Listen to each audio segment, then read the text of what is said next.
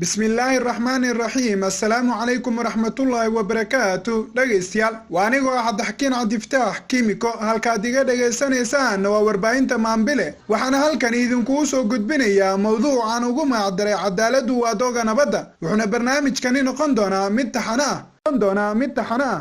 maantana waxaan ku soo qaadan doonaa taariikhda wasiirkii howlaha guud iyo guriyeenta wasiir cabaas cabdulaahi sheekh siraaji oo lagu dilay muqdisho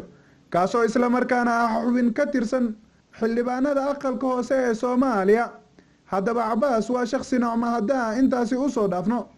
aynu eegno taariikhdiisa oo kooban. Wuxuu ahaa shakhsi Soomaaliyeed ku dhashay dhul Soomaaliyeed gaar ahaan magaalada Afmadoobe ee gobolka Jubbada Hoose Soomaaliya sanadii 1985 wuxuuna ku soo barbaaray dhul Soomaaliyeed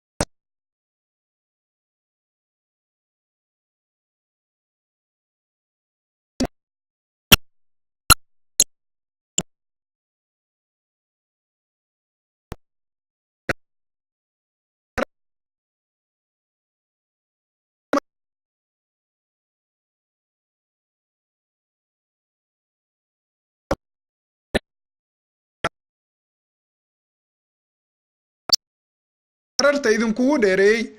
waana ku mahadsantihiin sida aad waqtigiina qaaliga noogu soo hurteen tan iyo kulantadeennii dambe waa kiimiko oo idin leh sidaas iyo ammaano alle